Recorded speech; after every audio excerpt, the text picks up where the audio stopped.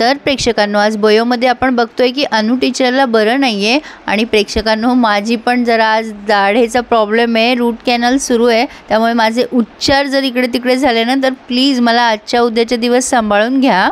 तर घाणेकर काकूंच्या लक्षात आले की अनु मॅडमची तब्येत बरी नाही आहे, त्या डॉक्टरांकडे जायला सांगतात, पण अनु मॅडम ऐकत नाहीत। त्या म्हणतात मी गोळी घेतलेली आहे। घाणेकर काकू म्हणतात अहो असं काय करताय, किती ताप भरलाय तुम्हाला? पण अनु टीचर म्हणतात नाही हो, मी गोळी घेतली आहे, आराम केलं की बरं वाटेल। घाणेकर काकू म्हणतात मी तुम्हाला गरम पाणी पाठवते वाफ घ्यायला।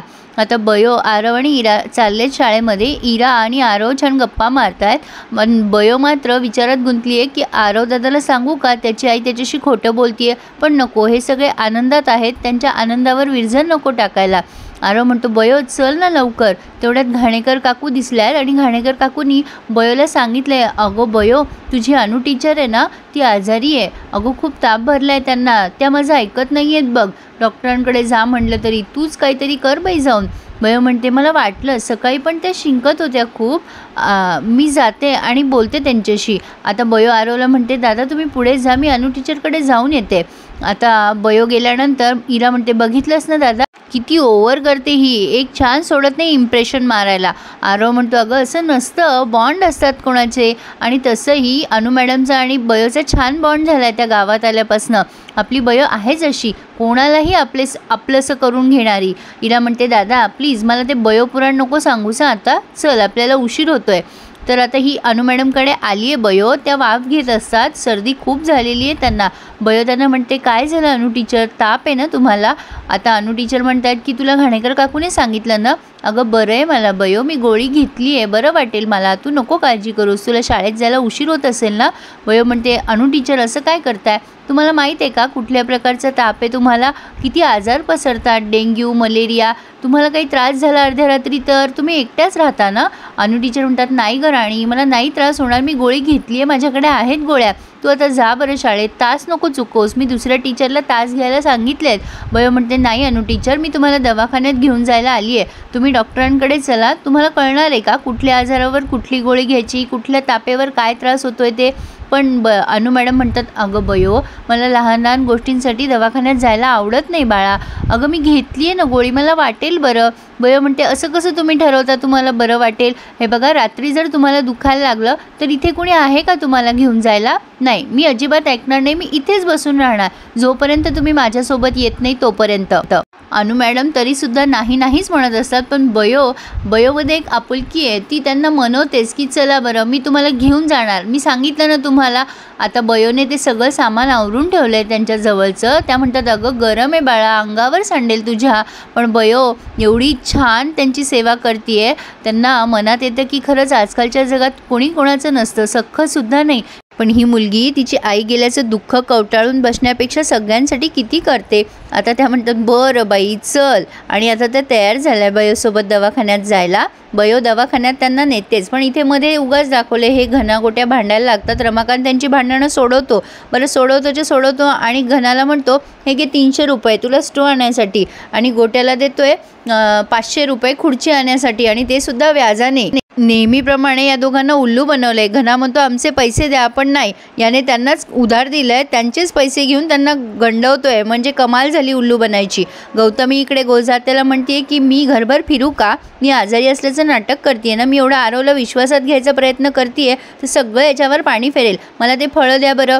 गोजात्या म्हणतात हो एवढं तर मी करूच शकते। या दोघींमध्ये जरा उगाचच वाद दाखवले तर ते गौतमी म्हणते माझे पाय चेपा। गोजात्या म्हणते की मी तुमचे पाय चेपू, त्यावरती गौतमी म्हणते ती तुमची चोंबडी सून आहे ना, तिला डाऊट येईल, तुम्ही माझे पाय चेपलात तर तिला वाटेल तरी, तसे आजारी सुनेचे पाय चेपायला तुम्हाला काय हरकत आहे? गोजात्या रडत पडतच तिचे पाय चेपतायत। सुमन आल्यावर बघते तर त्यांना कानकोंड होतं। सुमन म्हणते अगं वहिनी तुझे कपडे आहेत का काही? नाही ठीक आहे मी चालू देत तुमचं, म्हणजे धुण्यासाठी कपडे मागत असते ती गौतमीला, पण आता हे बघते आणि निघून जाते। गौतमी म्हणते बघितलं ना, आता तुमच्या चोंबड्या सुनेलाही वाटेल की मी आजारी आहे, तुम्हाला ना खूप हुशार सून मिळाली आहे, तुम्हाला माहितीच नाहीये। पण गोजात्याचा मात्र संताप होतोय। गौतमी काही झालं की गोजात्याला तिच्या वागणुकीवरून ब्लॅकमेल करायला लागते। असो, पण आता इकडे ह्या मॅडम पोहोचल्या आहेत दवाखान्यात आणि त्यांना आठवतं की आपण डॉक्टरांना दवाखान्यात येऊन नाही ते ऐकवलं होतं। बयो म्हणते काय झालं टीचर, चला ना। आतमध्ये आल्यानंतर बयो सांगते की बाबा अनु टीचरला ताप आहे आणि सर्दी पण खूप झाली आहे। डॉक्टर त्यांना चेक करतात आणि काही मेडिसिन लिहून देतात आणि बयोला सांगतात की तिथलं सिरप दे गं बाळा। त्यांनी बरीच औषधं दिली आहेत त्यांना आणि आराम करायसाठी सांगतात। आता अनु टीचर म्हणतात तुमची फीस, त्यावर डॉक्टर म्हणतात की नको आहे मला फीस, तुम्ही माझ्या बयोचे एक्स्ट्रा क्लासेस घेता त्याची फीस मागता का तिला? त्यावर अनु टीचर म्हणतात नाही हो, माझं कामच ते मुलांचं नुकसान न होऊ देणं, पण असं जर तुम्ही बिना फीस घेता हे काम केलं तर कसं चालेल? त्यावर डॉक्टर म्हणतात ठीक आहे मग 100 रुपये द्या। आता मॅडमनी त्यांना फीस दिली आहे। आता बयो म्हणते की चला अनु टीचर मी तुम्हाला सोडते। डॉक्टर म्हणतात अगं तू शाळेत नाही गेलीस? बयो म्हणते हो मी जातच होते बाबा, मला घाणेकर काकू रस्त्यात दिसल्या म्हणून कळलं की अनु टीचर आजारी आहेत। इरा आणि आरव दादा गेले शाळेत, मी टीचरला घरी सोडते आणि मग जाते शाळेत। अनु टीचर म्हणतात हे बघ बाळा तू जा शाळेत, मी हाफ डे घेऊन येते शाळेमध्ये। आता बयो म्हणते टीचर तुम्ही ऐकतच नाही माझं, बाबा सांगा ना यांना। डॉक्टर म्हणतात हे बघा बयो बरोबर बोलतीये, तुम्हाला आरामाची गरज आहे, 2 दिवस सक्तीची विश्रांती घ्या, नाहीतर दवाखान्यात ॲडमिट व्हावं लागेल बरं नसल्यावर, मग काय कराल? त्यावरती अनु टीचर म्हणतात की अहो मुलांचं नुकसान होतं ना।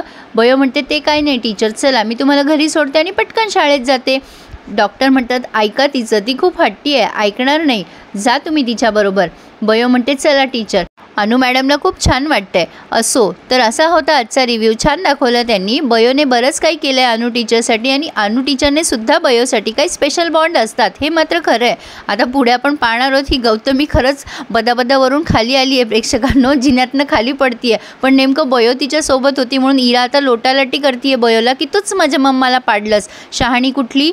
आता हे जरा जास्तीच वाढलंय इराचं प्रेक्षकांनो। खरं तर पूर्ण मराठी मालिकेमध्ये इरा ही सगळ्यात छोट्या वयाची आणि सगळ्यात मोठी विलन आहे असं म्हणायला हरकत नाहीये। तिच्या वयाची मुलं जर ही मालिका बघत असतील तर प्लीज इराचा चुकीचा आदर्श घेऊ नये, बयोचा आदर्श नक्की घ्यावा। वाईट वागणं ना खूप सोपं असतं मुलांना, पण जो चांगला वागतो ना त्यालाच जगात किंमत दिली जाते। असो तर आता इराच्या या वागणुकीचे परिणाम आपल्याला पुढे दिसतीलच। कसा वाटला रिव्ह्यू मला नक्की कळवा प्रेक्षकांनो आणि प्लीज चॅनलला सबस्क्राईब करायला विसरू नका। धन्यवाद।